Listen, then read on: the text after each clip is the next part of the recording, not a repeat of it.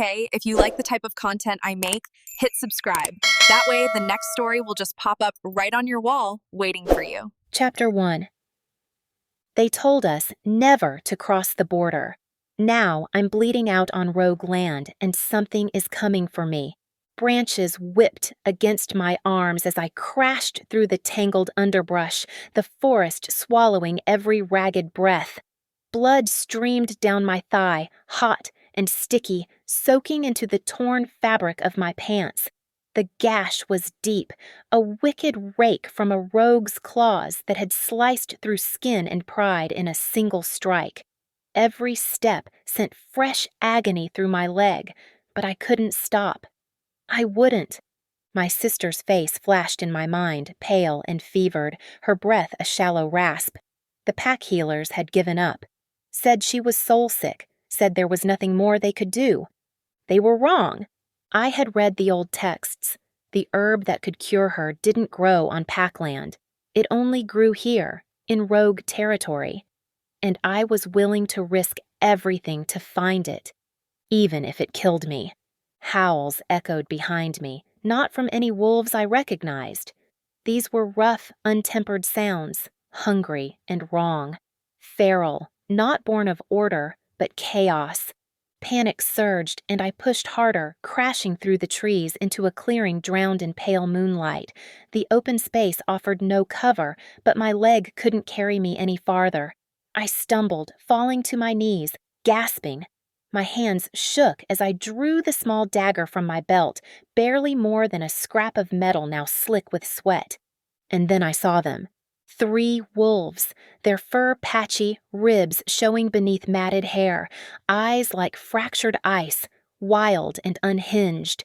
They stalked toward me, low and snarling, savoring my weakness. I lifted the blade with trembling fingers. "Come on!" I whispered, my voice raw. "Try me!" The largest one lunged. I swung upward, the dagger slicing across its muzzle. It yelped and recoiled, but another slammed into my side, knocking me to the dirt. My skull cracked against the earth, and the world spun. My vision blurred, dagger lost, blood pounding in my ears. The wolf loomed over me, teeth bared, jaws dripping. A snarl tore through the clearing, not high and frantic like the others, but low, deep, lethal. Everything stopped. From the trees, a shadow stepped forward. No, not a shadow. A wolf. A beast. Larger than any I'd ever seen, its black fur shimmered like midnight smoke, rippling with each deliberate step. Golden eyes burned beneath the darkness, twin embers locked on mine. The ferals turned to face him, hackles rising. He didn't growl back. He didn't need to. His presence alone was enough to cow them. With terrifying grace, he lunged. The battle was over before it began. One wolf went down with a single bite to the throat. Another tried to flee, only to be slammed into a tree with a sickening crack. The third hesitated a heartbeat too long. He didn't survive it. And then there was silence. Only the wind. My heartbeat, his breathing. The black wolf turned to me, blood dripping from his jaw. Slowly, deliberately, he approached. I couldn't move. Fear prickled across my skin, but it wasn't just fear. Something else stirred inside me, heat, sharp and unwelcome, unfurling low in my belly. His gaze held mine, unblinking, unrelenting. He stepped closer, and the bond snapped. Not fully, not yet, but enough to make my breath hitch. I could feel him, not just see or hear him. Feel him, the power coiling beneath his skin, the scent of pine smoke and storm, the tension vibrating between us like a pulled bowstring. He lowered his massive head and sniffed at my hair, my shoulder, the air around me. Then his muzzle brushed the wound on my thigh. I gasped. His touch was gentle, but it sparked something wild in me. The heat flared. My heart pounded so hard I thought it would burst. He circled behind me. I could feel the warmth of his body at my back, the soft huff of his breath against my neck. He was choosing, judging. deciding if I was worth saving. I turned my head slightly, meeting those burning eyes. "Don't," I whispered, though I didn't know if I meant "don't touch me" or "don't stop." He hesitated.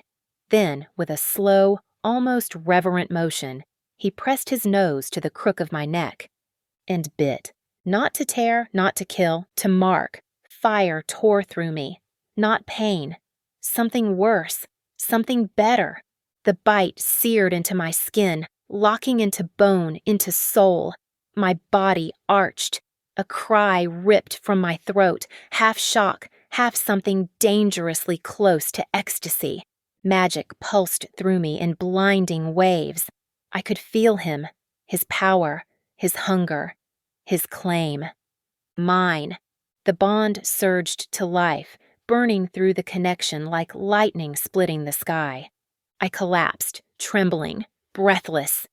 The black wolf licked the blood from my throat, then curled beside me, protective and still.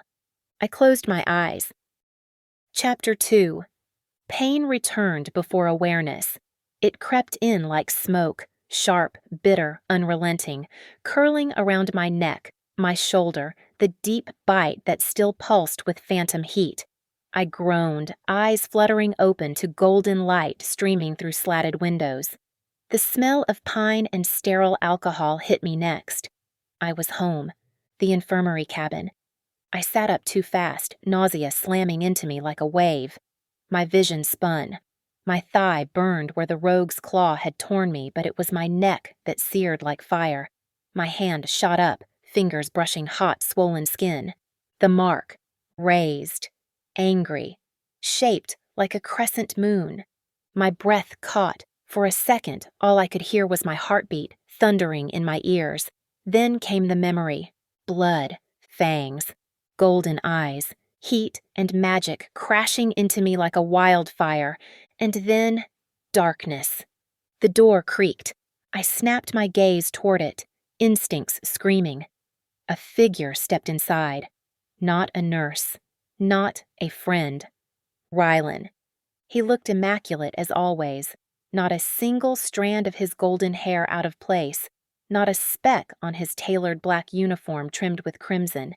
His hands were clasped behind his back like he was inspecting a weapon, not visiting a bedridden packmate. He closed the door behind him with a soft click. "You should be dead," he said calmly, eyes narrowing on my neck. I forced myself upright. I almost was. Then he marked you. I said nothing. There was no point. Rylan took slow steps toward my cot, the floorboards groaning under his boots. The light shifted across his face, highlighting the chiseled lines and perfect symmetry that had once made the pack whisper about our future pairing. That had been before he learned how to turn silence into punishment. "You left your territory," he said, disobeyed direct command, entered enemy land, made contact with a rogue, and came back, marked. His voice was flat, deadened like a verdict. "I went to find a cure for Lyra. You refused to help her. I refused to chase ghosts from fables. And now your recklessness has infected our bloodline." I bristled. "He saved me." Rylan stepped closer. "He claimed you." My jaw tightened. "I didn't ask him to." "But he did. And now you are no longer clean." My stomach twisted. The way he said it, like I was filth, a stain to be scrubbed out. "The council has convened," he continued. "The elders voted this morning." A pause, a long one. "Era Blackmoon, you are sentenced to death by purification." Air left my lungs. I stared at him, barely hearing the rest. Something about ritual fire, honor, redemption through cleansing. "You can't be serious," I whispered. "It will be painless," he said, almost kindly. "The pack will remember you as a brave, misguided soul."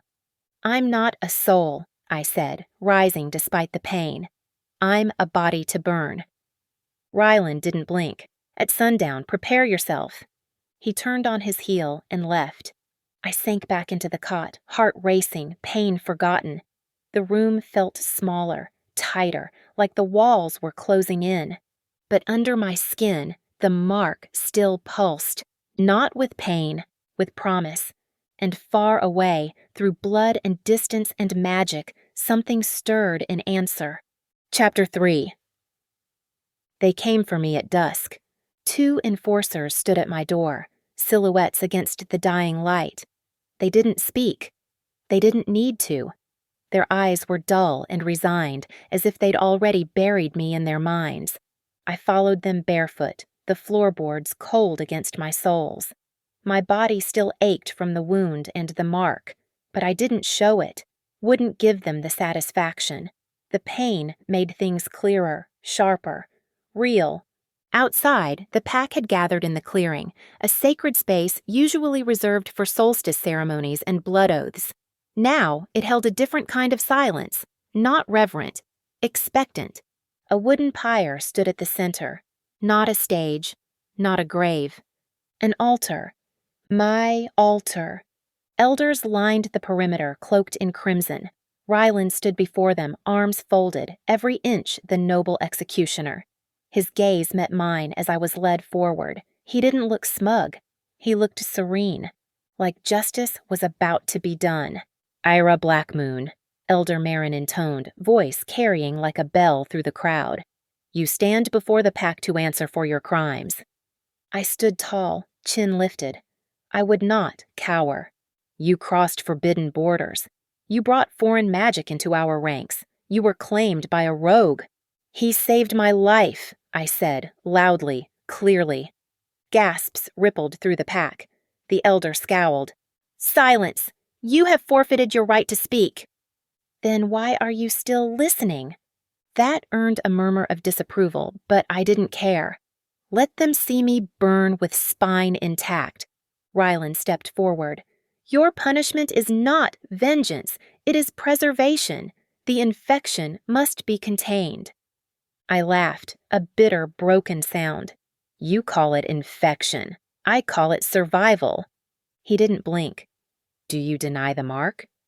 My hand rose slowly to my neck. The flesh was still tender, but the mark no longer felt foreign.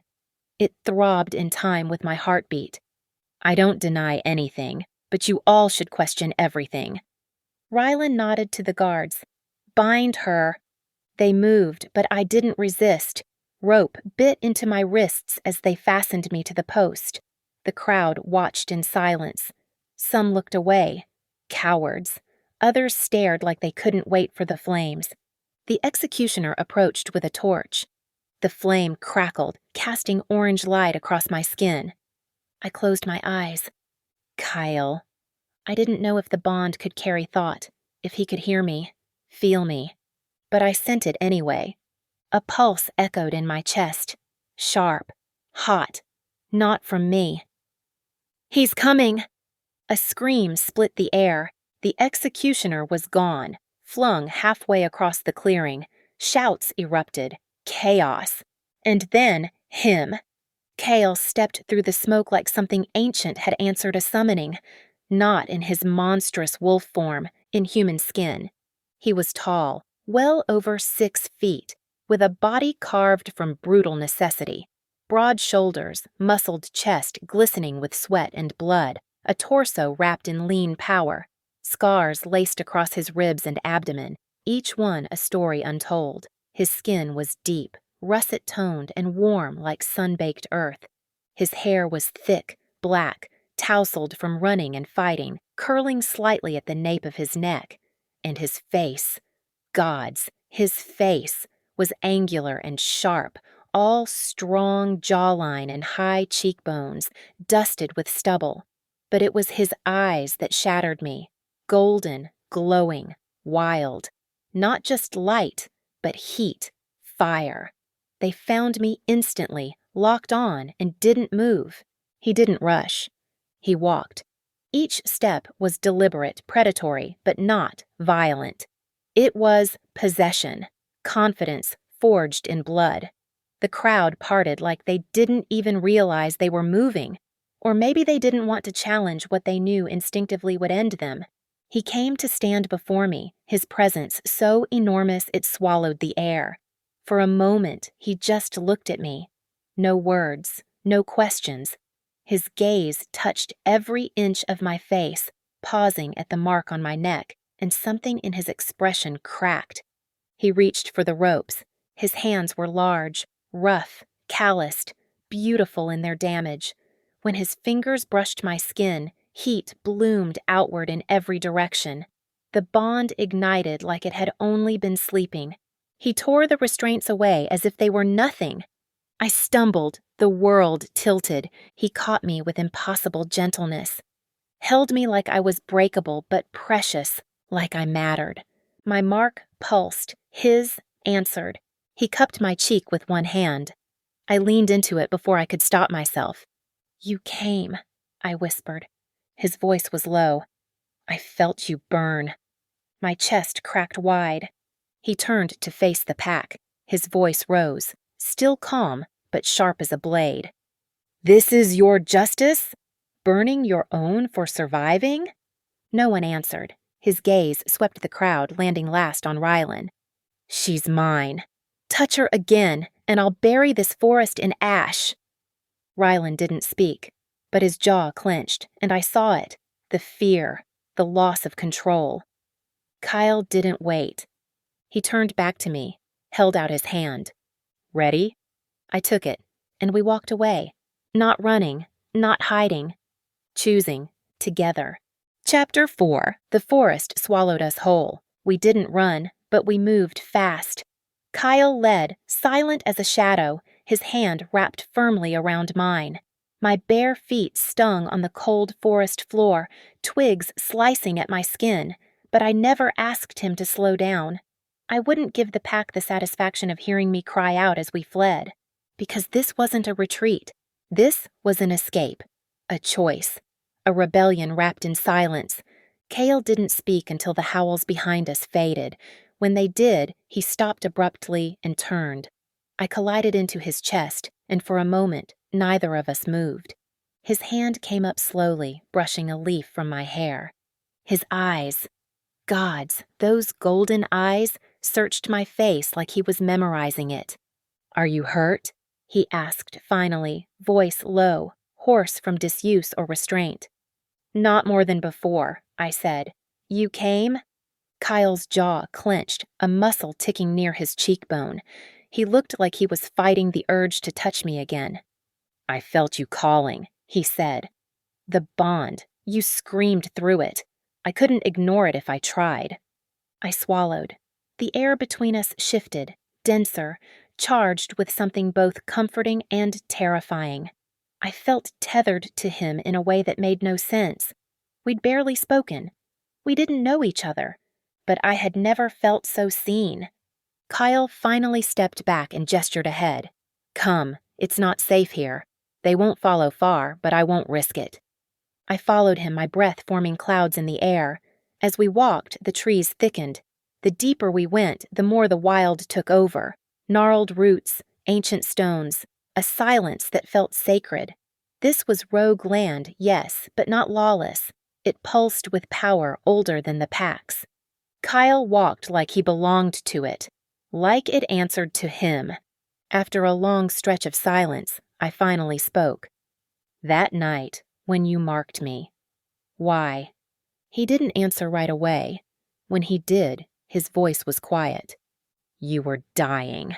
If I didn't mark you, they would have torn you apart. The mark was protection. My scent would confuse them. It was instinct." "So it wasn't fate?" Kyle stopped, turned. His eyes met mine, and something in them had changed, hardened, softened, both. "It was instinct," he said, "but that doesn't mean it wasn't real." I stared at him, breath shallow. There was something raw in his face now, stripped of armor. The wild wind tugged at his dark hair. The moonlight kissed his skin. And for a moment I forgot the weight of exile. I forgot the sting of betrayal. I only felt the mark where it throbbed against my skin, echoed by his. He stepped closer. I didn't move. "I haven't touched anyone in years," he said. "Not since I went rogue. Not since I lost everything. But when I saw you, gods, when I smelled your blood, I felt like something inside me came back to life. I swallowed hard. You don't know me. Kyle's voice dropped. I know enough. I know the way you stood at your own execution like a queen. I know the way your scent haunts me, and I know I would have killed them all if they'd touched you. My breath hitched. He reached up, brushing his fingers lightly against the edge of the mark. This wasn't meant to happen, he whispered. But now that it has, there's no going back. I didn't pull away. I leaned in, and Kyle kissed me. It wasn't gentle. It wasn't sweet. It was desperate, fierce, a promise made in the dark. When we broke apart, I was breathless, dazed, hungry for more. Kyle rested his forehead against mine. Come with me. Let me show you what freedom really looks like. I nodded, and together we disappeared into the wild. Chapter 5. The sanctuary wasn't what I expected. We broke through the thickest part of the forest just before dawn, the horizon bleeding soft lavender and gold. My legs trembled from exhaustion, every step a quiet war between adrenaline and collapse. But Kyle never slowed. He didn't pull me, didn't push, just moved ahead with steady purpose, trusting I'd follow. And I did. I would have followed him through fire. The trees parted into a glade. It was shielded by nature itself, a crescent of cliffs, a river curving around the edge, steam rising from a nearby spring. Tucked among the moss-covered stones were low, wooden cabins, half swallowed by ivy and fog. Smoke curled lazily from one of the chimneys. Birds stirred, their calls soft, hesitant. This was rogue land, but it felt holy. Kale paused at the edge of the glade, his shoulders tensed, gaze sweeping across the hidden village. Not suspicious, protective. They'll smell you before they see you, he said. Stay close. Are they like you? I asked.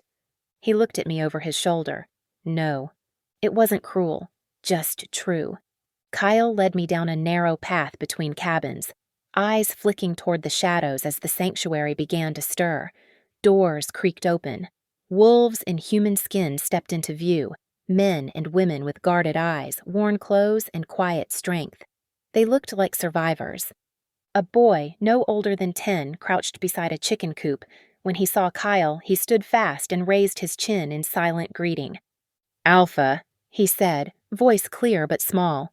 Kale nodded. Seth. Alpha. The word hit different when it wasn't followed by power plays and threats. No one bowed, no one trembled, but they respected him. The air shifted as more of them emerged, eyes narrowing when they saw me. A stranger, a marked outsider. Kyle stopped in front of the largest cabin, then turned to face me fully. This is where I live. The others will give us space. They know better than to challenge a bond. I hesitated. And if they don't? His gaze darkened. Then they'll learn. He opened the door and waited. The inside of his cabin was surprisingly warm, simple but not harsh. A wide hearth lined with river stones, a table with mismatched chairs, shelves of herbs and hunting tools.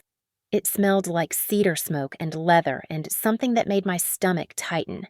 Kyle. I moved slowly, unsure where to stand, what to say. I'd spent the last 24 hours running, bleeding, being judged, saved, and marked. Now I was inside his world, and I didn't know who I was in it. He shut the door behind us.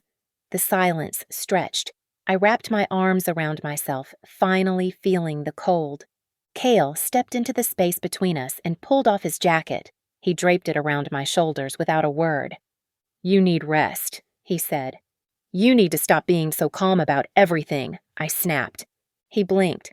You tore through a pack to get to me, I said. You faced down Rylan and a dozen guards, and now you're offering me tea and silence like I'm some house guest. Kyle studied me, not unkindly, not coldly, just deeply. Would you rather I touch you again? Would that make you feel safer? Or more confused? I opened my mouth, closed it. I'm giving you space, he said, because what happened between us wasn't a choice. Not fully. The bond, it's real, yes. But it doesn't get to dictate everything. You still have a say. I stared at him, and for the first time in days, I felt something bloom in my chest. Respect. Kyle moved toward the hearth, stoking the fire with a few practiced motions. His bare back caught the light, scars like old runes painted in flesh. I wanted to trace them. I wanted to know every story. But not tonight. Tonight, I needed sleep. He showed me to a small bedroom off the main space. The bed was firm but clean. The blankets smelled like forest and ash. He didn't follow. Rest, he said. When you wake up, I'll answer everything. I lay down. The fire cracked in the other room. The mark on my neck pulsed. And for the first time since crossing the border, my heartbeat slowed. Sanctuary. Chapter 6. I woke to the sound of rain, not the violent kind that split trees or churned the sky with fury, but the gentle kind, soft, steady, rhythmic. It tapped against the cabin roof like a lullaby the earth was humming just for us. Kale's jacket still draped my shoulders, its weight and scent grounding me. That now familiar mixture of cedar smoke, pine, and warm leather clung to the fabric. I pulled it tighter as I sat up, the blankets falling away. My limbs ached, but in a bearable way. No more running, no more ropes biting into my skin. Just the echo of survival. The mark on my neck had dulled to a warm hum. No longer burning, but not quiet either. Like a tether gently tugging, reminding me I wasn't alone. A muted clatter drew my attention. I stood, feet sinking into the soft rug by the bed, and padded quietly to the open door of the main room. Kyle was by the hearth, shirtless, a thin sheen of sweat on his skin from the fire's heat. He stood over a pot suspended above the flames, stirring with slow, methodical movements. His back was to me, but even in silence, I could feel the tension in his body. He turned slightly when I stepped into view, eyes flicking over me with that careful, wordless scan. Not judgment, not desire, just taking me in. Morning, he said, voice low and still rough with sleep. You didn't come in last night? He shrugged. Didn't want you to wake up and feel trapped. He turned fully then, and the full weight of him hit me again. His body was scarred, yes, but not broken. He looked like he'd been carved from stone by hands that wanted him to endure, not just to survive battles, but to bear the marks of them. Faint, silvery lines crossed his chest and stomach, some deep and brutal, others faded and old. A particularly wicked slash curved over his right shoulder blade. What happened to you? I asked, before I could censor myself. He looked at me for a long moment, then ladled something from the pot into a bowl and carried it over. He set it on the table before me. Steam rose between us. The short version or the truth? The truth. He took the seat across from me, arms resting loosely on the table. The firelight caught the planes of his face, sharp cheekbones, a jaw that looked like it had been clenched for years, and those eyes, gold and endless. I was born into the bloodshade pack. Just outside Black Moon territory, my father was alpha, ruthless, obsessed with bloodlines, strength, control. He paused. My mother wasn't from his line. She was given to him in a mating pact, gentle, quiet. She died before I turned 18. Some said it was grief. Others knew better. I swallowed hard, not daring to interrupt. He expected me to follow him, to become him. I refused. I asked questions. I challenged him. Once, publicly, in front of the council. Kyle exhaled. That night, he made sure everyone knew what happens to a disobedient heir. He looked down at his hands, turned one over slowly, inspecting a small scar that ran along his knuckle. He didn't just beat me.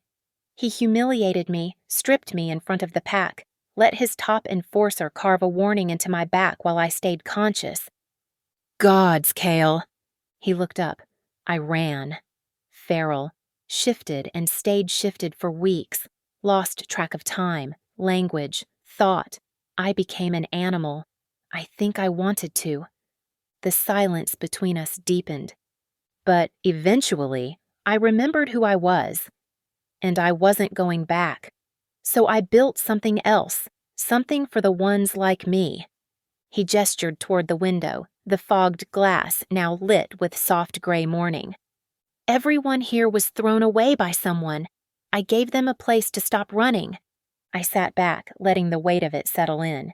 He wasn't just a rogue. He was a survivor, a rebel, a leader. And when you found me in the woods, his eyes locked onto mine. I didn't think you were real. You were covered in blood, shaking, defiant. You looked at me like I wasn't a monster, even when I was. I felt the pull of tears behind my eyes, but I didn't let them fall. The mark, I said. Why did you really do it? Kyle's throat worked as he swallowed. I told myself it was survival. That you wouldn't live without it, that it was instinct, but when I felt that bond lock into place. His voice dropped to a whisper. I knew I'd never want anyone else to touch you. I knew I'd fight through a dozen packs if they tried. My breath caught. The air between us thickened, not with lust, with knowing.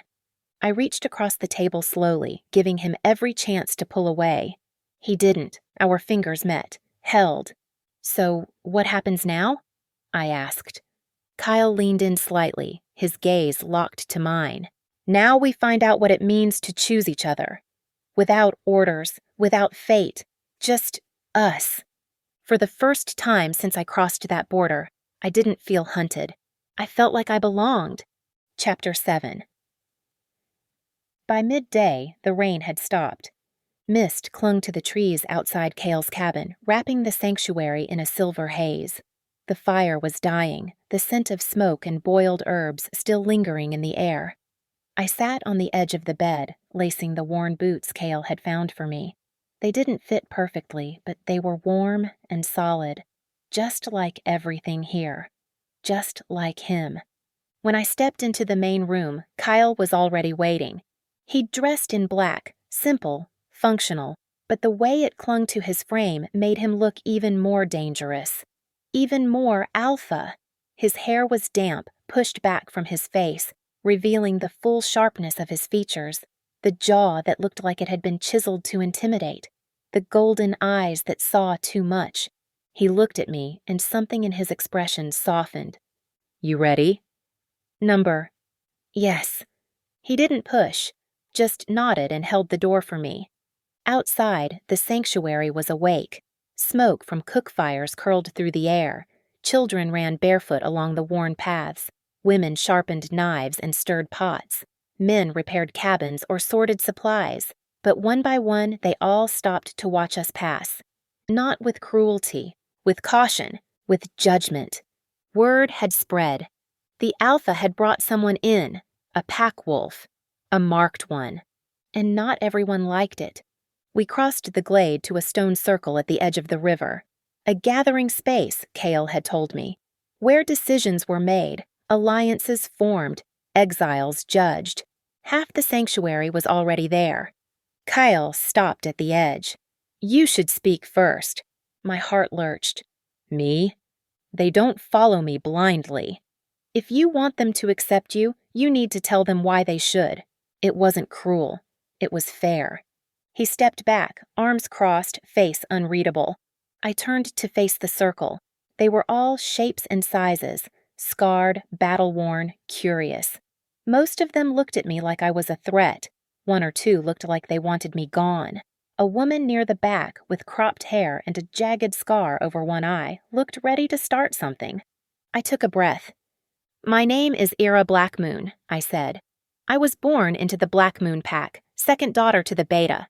I crossed the border looking for a way to save someone I love. The pack left her to die. I disobeyed them to try anyway. No one interrupted. I was attacked. Left for dead. And Kale saved me. He marked me, yes, but it wasn't possession. It was protection. If he hadn't, I wouldn't be standing here. A few murmurs, one low scoff. I didn't ask for this bond. Neither did he. But I'm not sorry for it, because that bond saved my life, and now it's a part of me, whether you accept it or not." I paused, letting the silence settle. "I didn't come here to be your alpha's pet. Or your problem. I came here because I had nowhere else to go. And I'm not asking for your trust. I'm asking for a chance to earn it." The woman with the scar stepped forward. "You say you didn't ask for the bond," she said. Her voice was sharp, but not hostile. "But you wear it like a crown. You stand there like we owe you something." I stepped forward too. "I don't want a crown. I want a place. One I'll fight for, same as you." Her eyes narrowed. "You know how to fight?" I nodded. "Enough to survive a death sentence." Another silence. Then Kale spoke. "She fought her own pack to live." She stood on the pyre, unflinching. She made her choice.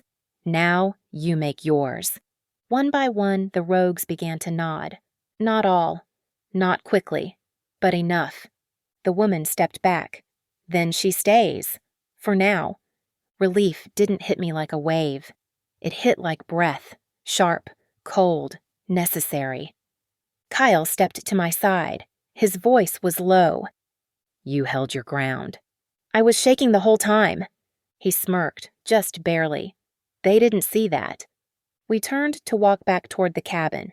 Not unwelcome, not yet home, but something like the start of it. Chapter 8. The glade was quiet that night.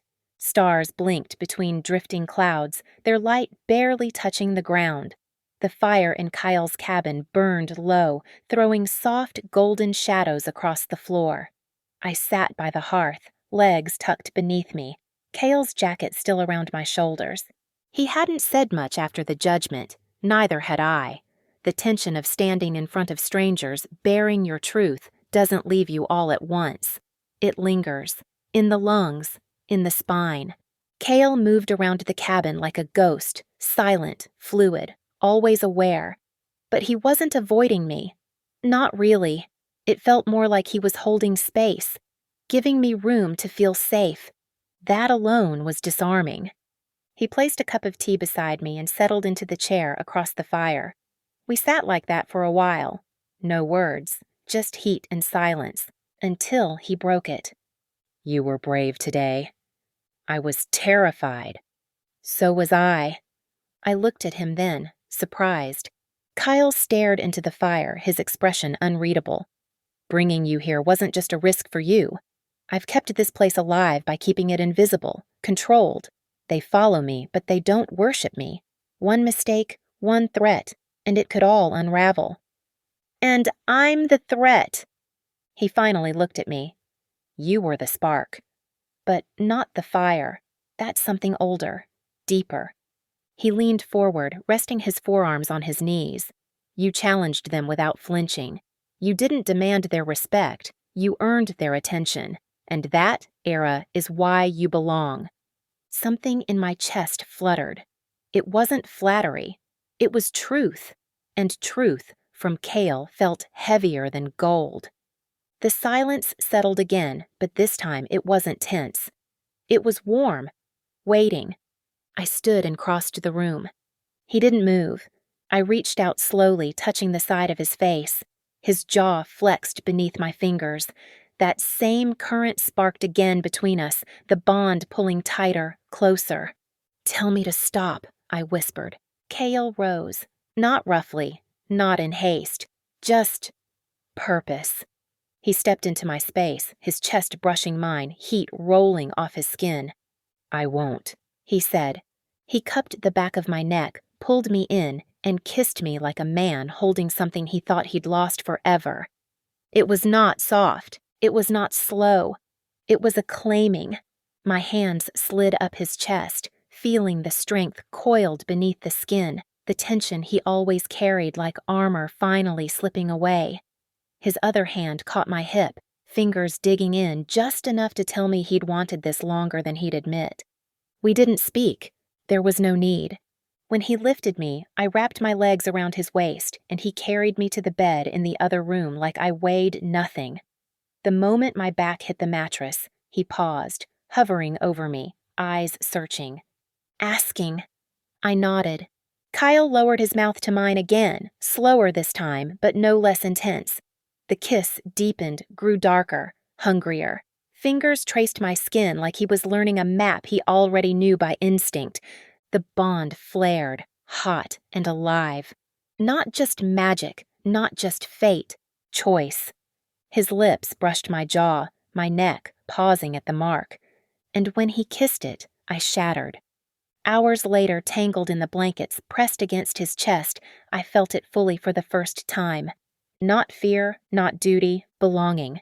A pack of two, stronger than blood, built from ash and marked by fire. Chapter 9. The morning after felt like standing in a new skin. Sunlight spilled in through the cabin windows, filtered through pine branches. The air was cool, fresh, quiet in that sacred way the world feels after a storm has passed.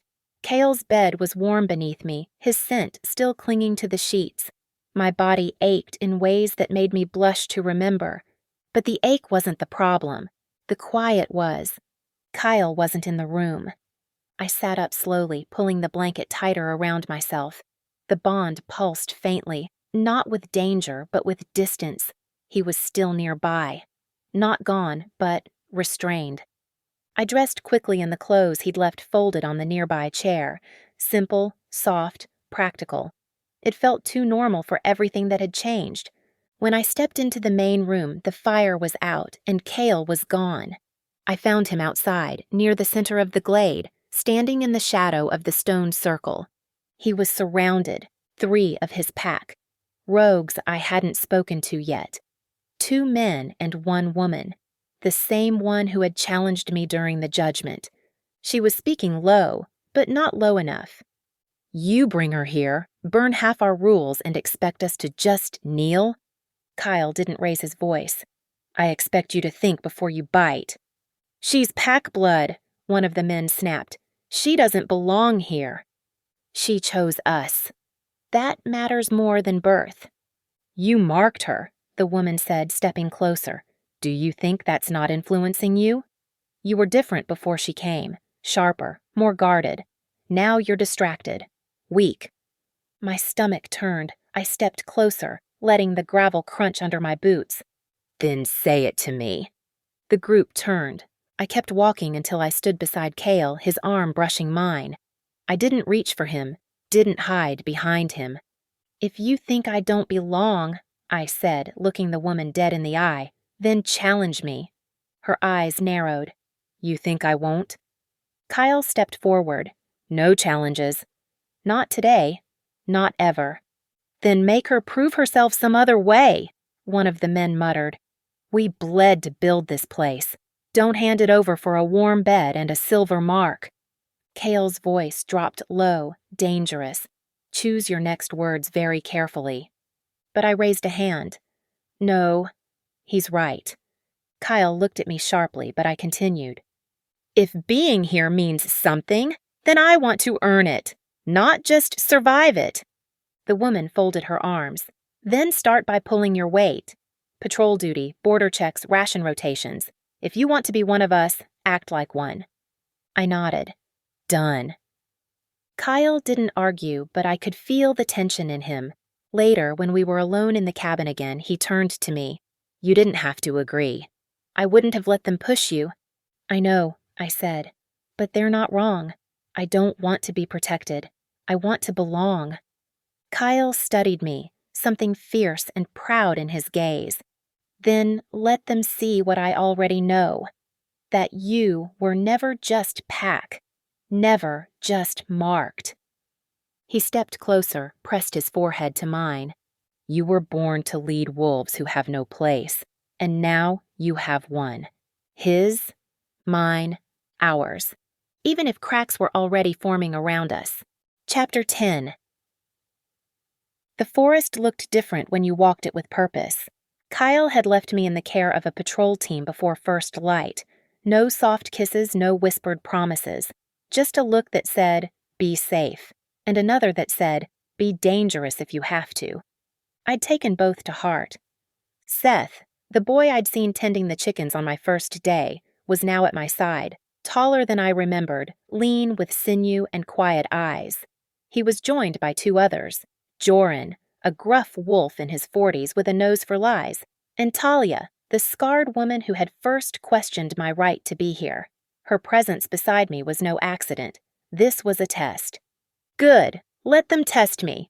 We walked the edge of the sanctuary's outer territory, where the trees grew too dense for moonlight and the moss muffled even the sharpest step.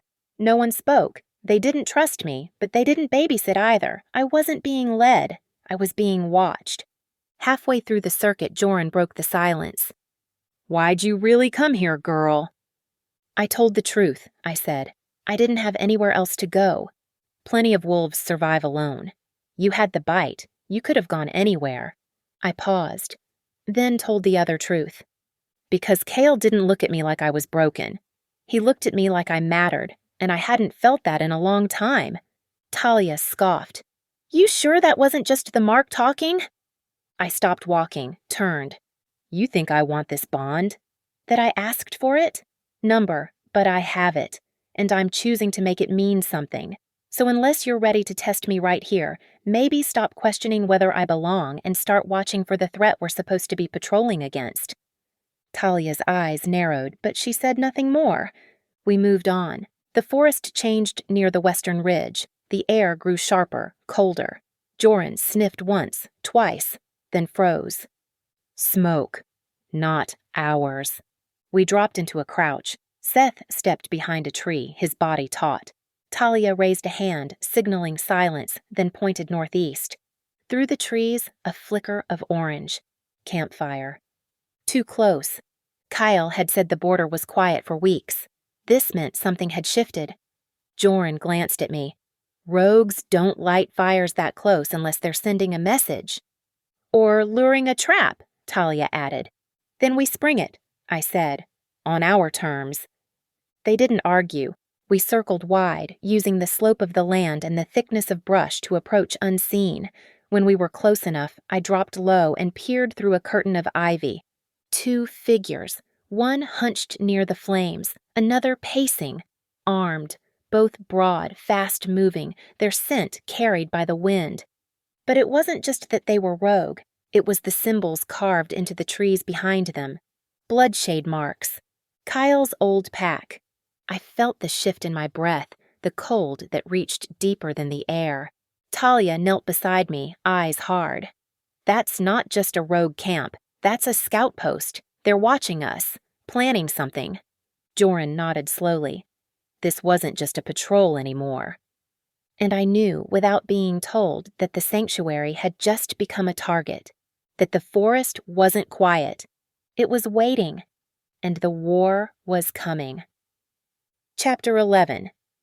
We didn't run back. We moved like shadows, fast and silent, every sense sharpened to a blade. The forest had teeth now, every branch a warning, every gust of wind a whisper of war. By the time we reached the sanctuary, the sun was low in the sky, bleeding amber through the trees. Smoke from the village fires curled gently upward, too soft, too peaceful for what was coming. Kale was already waiting. He stood near the central fire pit, arms crossed, speaking to a cluster of his most trusted rogues. The moment his eyes found mine, everything around him seemed to fall away. He moved fast. What happened? Talia answered first. Scouts. 2. Bloodshade marks on the trees. Too close to be an accident. Joran added, They had a fire going. Brazen. Like they wanted to be seen. Kale's expression didn't change, but I saw it in his eyes, the flicker of something primal, rage held tightly behind control. He turned to me. You're sure it was Bloodshade? I nodded. They carved their sigil into the trees. Deep, fresh. They're not hiding. They're watching. He stepped back and ran a hand through his hair, pacing a short line. They know this place exists. They know you're here, I said. His jaw clenched. The murmurs around us grew. Fear. Speculation. Someone whispered Kale's name with a tone that didn't sound like reverence. It sounded like blame. Kyle turned to his rogues. No one moves alone until I say so. Pairs only. Armed. Ration distribution gets doubled tomorrow. Night patrols rotate every 6 hours, not 8.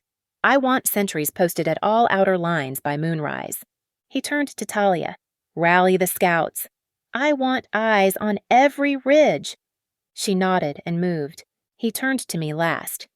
Come with me. We stepped inside the cabin, and only then did he let the stillness crack. Cale braced both hands on the table, head bowed. I knew this would happen eventually. Cale. They always punish what they can't control, he growled. They don't want a war. They want submission. They want me on my knees. Then we don't give them that. He looked at me, eyes burning. You don't understand what they're capable of. I've seen what they do to traitors, what they do to mates that stand in their way. His voice cracked just slightly, and that sliver of vulnerability cut deeper than any scream. I stepped forward, placed my hand over his on the table. Then let them come. Let them try, but they'll face more than just you now. He looked down at our joined hands. The tension in his shoulders shifted, softened. We'll need allies, he murmured. Other rogue dens, hidden ones. We'll need to move the vulnerable first. Children, the wounded. If Bloodshade brings a full force, we can't fight them head on. So we fight smart. We fight like wolves who know the forest better than they ever will. He stared at me like I'd said something sacred. Then slowly he nodded. A knock on the cabin door interrupted us. Talia's voice came through. You need to see this. Kyle opened the door and she handed him a folded scrap of fabric. Stained, torn. A Bloodshade banner. Left at the edge of the sanctuary. Not by accident. Cale held it in his hands like it was a curse. They're not coming, he said, voice low and lethal. They're already here. Chapter 12. The night before battle is never truly silent. The trees didn't sway. The wind held its breath. Even the animals kept to their dens, like they knew the forest was waiting for something it couldn't name.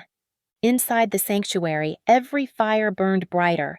Rogues sharpened blades, repaired armor, ran their hands along bowstrings and map edges. There was no panic, no sobbing, just tension, sharp and solemn. The kind of quiet that comes before the first drop of blood is spilled. I stood at the edge of the glade, watching Kyle speak with his scouts. He moved like the storm he was born from, quiet, coiled, steady, not barking orders, just directing, with a presence that made obedience feel like instinct. I'd never seen leadership look like that. Not fear, not domination. Respect. He caught my gaze across the fire and nodded once. Come. I walked to him. He didn't speak until the others had moved on. We've secured the ridgelines. The river flank's weak, but we've set traps. If they try to sneak through the water, they'll lose limbs, maybe heads. Do you think they'll attack tonight? No, he said. They want us anxious. Off balance. They'll wait until the sky breaks and we're halfway between exhaustion and hope. A beat. And then they'll strike. I folded my arms. Then we won't give them the satisfaction. Kyle looked at me, really looked. How are you holding up? I don't know. Honesty felt easier around him now. Maybe it always had. I'm scared, I said. Not of them. Of failing. Of freezing. Of letting everyone down. You won't. How do you know? Kyle stepped closer. Because I've seen what you look like when the world is trying to burn you alive and you didn't even flinch. I opened my mouth to reply, but he reached up first, brushing my hair behind my ear, fingertips lingering against my jaw. We don't have much time, he said, but I need one thing to be clear. He leaned in, voice low, warm. If we don't make it through this... Don't, I cut in, gripping the front of his shirt. We will. His hand slid to the back of my neck, pulling me into a kiss that wasn't rough or rushed. It was deep, final, eternal. When we broke apart, we didn't move. Foreheads pressed, breaths shared. I was alone for a long time, he said. Then you appeared. Bleeding, furious, glorious, and everything changed. You marked me, I said. And you made it mean something, he whispered. Behind us, the first howl of the watch rang out. Long, low, not alarm. Signal. They were coming. Kyle stepped back. To arms. I turned with him, my body humming, not with fear, but with fire. Let the bloodshade come. We were ready to answer. Chapter 13. The first arrow flew just after dawn. No trumpet, no warning howl. Just the hiss of wood through air and the thud of it burying itself in the outer gate. Joran's voice rang out from the tower. They're here! Then the forest erupted. A line of bloodshade warriors emerged from the mist like phantoms. All black leathers and war paint. Their wolves shifted mid-charge, muscle and bone cracking into monstrous, sleek forms. The air trembled with the force of their arrival. I stood at the edge of the sanctuary's southern path, blade in hand, breath calm. Kyle was already gone, vanished into the trees with the first strike team. He trusted me to lead here, and I would not fail him. Talia barked orders at my flank. Seth, young, brave, too pale, held a spear twice his height and didn't flinch. We met the first wave with steel and teeth. Blood sprayed, screams tore the air.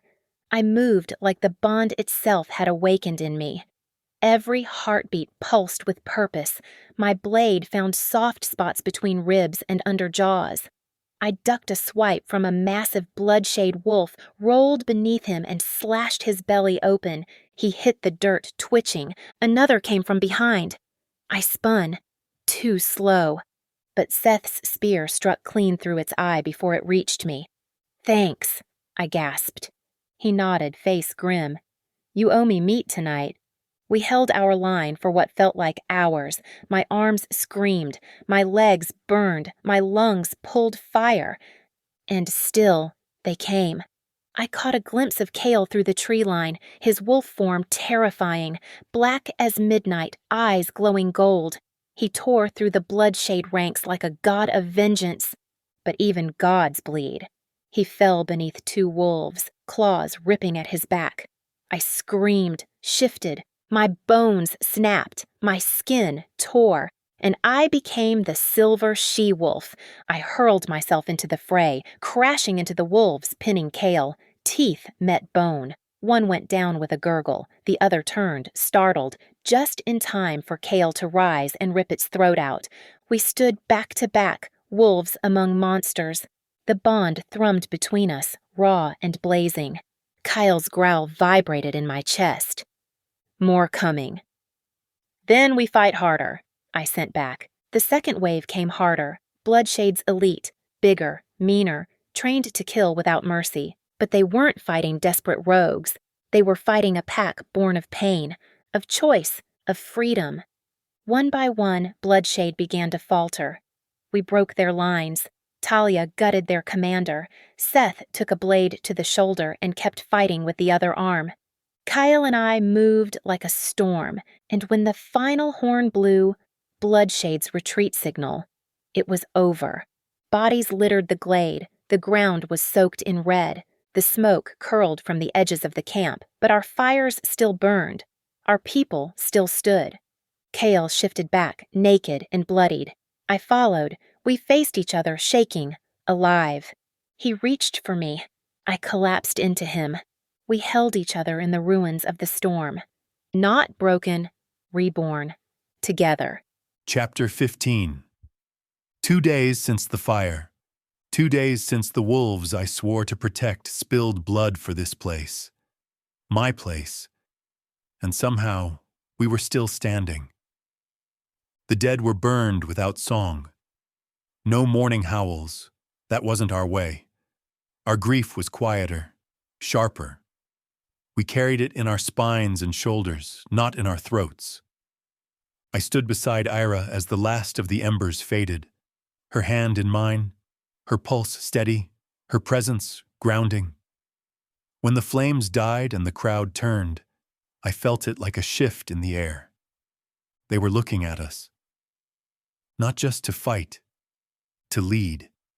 I wasn't sure if I deserved that, but I knew she did. We gathered around the fire pit as dusk fell. Talia, Seth, Joran, others I'd trusted with blade and border. A crude map lay spread across the stones, edges curling with soot, our forest, our line, still intact, for now. Talia traced the western ridge with her scarred hand. If they come again, they'll flank from here. They will come again, I said. Bloodshade doesn't retreat. They reload. Era leaned forward, eyes sharp. Then we need to move first. Form alliances. Joran shook his head.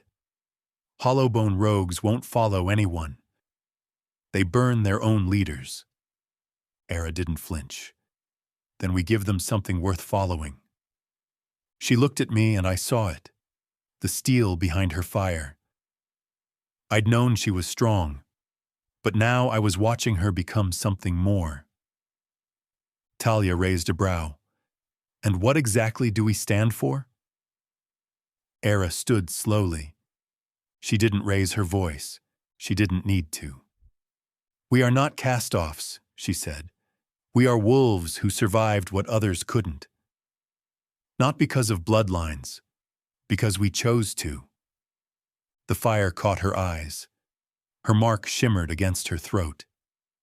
I rose beside her. She speaks for me, I said, and for what comes next. One by one, the others followed. Standing, nodding, saying nothing, but saying everything. For the first time since I carved this place from dirt and ruin, I saw it through their eyes. A home. Not just mine.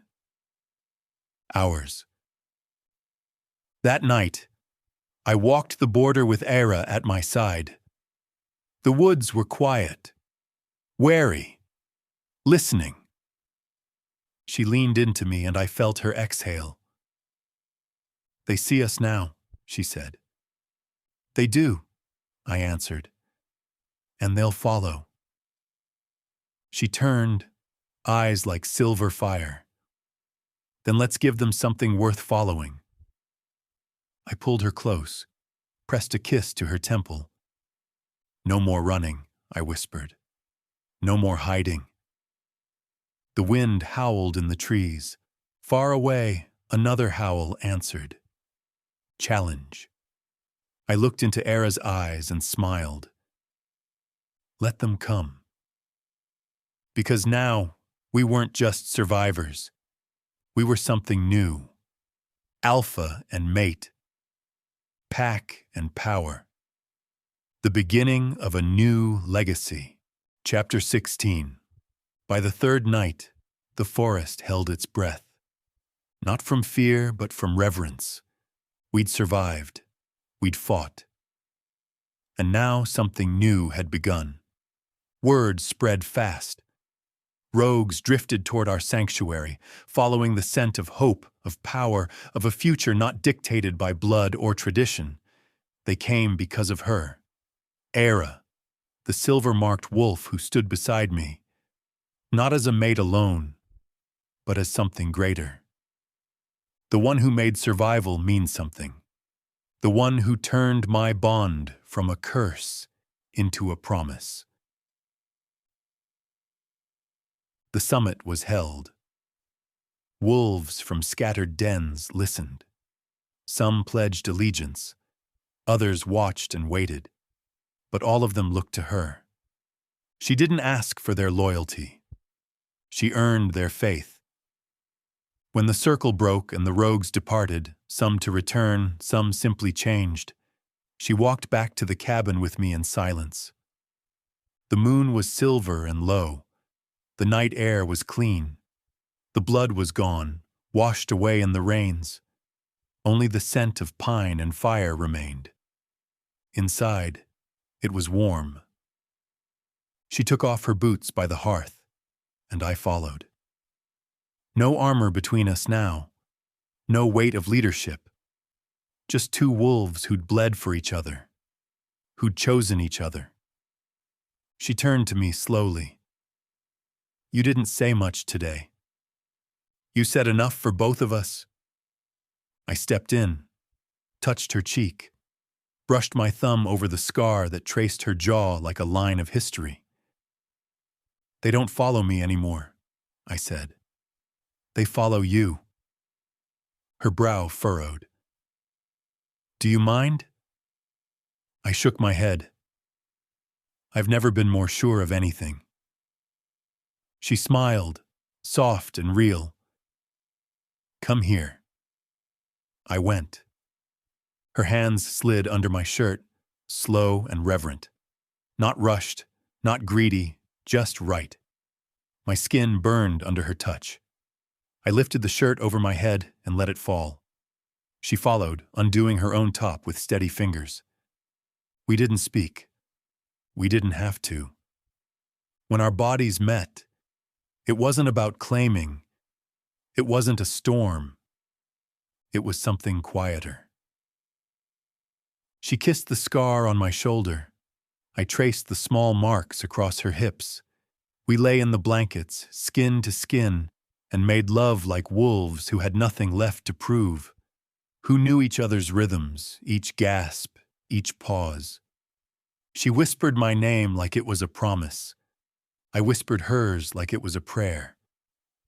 And when it was over, when the fire dimmed and our hearts had slowed, I held her close and rested my lips on her hair. "What are we now?" she asked quietly. I thought for a moment, then answered, "The future." And this time, when we slept, it wasn't with one ear open. We slept like we'd already won, because we had, together. Epilogue. The sanctuary slept. Moonlight pooled on the cabin floor, soft and silver, touching everything it loved. Outside, the night pulsed with the low rhythm of wolves breathing, dreaming. Inside, the world had narrowed to warmth, firelight, and us. Kyle sat on the edge of the bed, shirt open, hair damp from the river. His scars were still pink from healing, but his eyes glowed like molten gold in the dark. He looked both dangerous and at peace, an alpha who'd stopped running. I stepped out of the shadows, bare feet silent against the wooden floor. My hair hung loose down my back, still tangled from the day. The mark on my neck pulsed softly, answering his. The space between us felt alive. He looked up, and the world tipped. "You're supposed to be resting," he murmured. I couldn't sleep. I came closer. Neither could you. His mouth curved faintly. "No, not with you standing there." He reached out and caught my wrist, thumb brushing my pulse. Just that touch sent heat running up my arm, pooling low in my stomach. He drew me into the circle of his arms until I was standing between his knees, our bodies inches apart. His scent, cedar, smoke, wild, rose around me. "You're staring," I said. "I'm memorizing." His voice was rougher now. "In case the gods decide to test me again." I slid my hands up his chest, feeling muscle under warm skin, tracing the scars like a secret map. "They've tested us enough." He caught my chin, tilting my face up. "Then let's stop surviving for a moment." The kiss started slow, deep, a promise sinking into skin. His hands slid up my sides, fingers tracing the curve of my waist, my ribs, learning me all over again. When I shifted closer, his breath caught against my lips, a low growl vibrating in his chest. He rose, lifting me as easily as if I were weightless. My legs locked around his hips instinctively. He carried me to the bed, lowering me onto the furs with a reverence that made my throat ache. "Still sure?" he asked, voice a low rumble. I smiled and pulled him down. "Always." We kissed again, but this time there was no hesitation, no waiting. The bond flared hot between us, like a thread of fire running under our skin. Every touch was a spark, every sigh a vow. His hands roamed, rough palms gentle against my scars, mine tangled in his hair, pulling him closer. The world outside, the moon, the wolves, the danger, disappeared. There was only this: heat, breath, heartbeats. His mouth on my neck where the mark pulsed, his thumb tracing the edge of my jaw. his body moving against mine in a rhythm older than words. We didn't rush. We didn't need to. The tension built and built, slow and deliberate, until it felt like the whole cabin was breathing with us. When it broke, it was like falling and flying at once, like the bond had finally caught up with everything our bodies already knew. Afterward, we lay tangled in the furs, skin slick with sweat and moonlight. Kale's hand rested on my hip, thumb drawing idle circles. My head was on his chest, listening to his heartbeat slow. "What are we now?" I whispered. He pressed a kiss into my hair, his voice quiet but certain. "Home. For each other." I closed my eyes, smiling against his skin. Outside, a wolf howled. Not a threat, not a challenge, a blessing. And in that moment, in the quiet after the fire, I knew. The rogue and the marked girl had stopped running. We'd built something the packs couldn't burn, a legacy, a life, forever.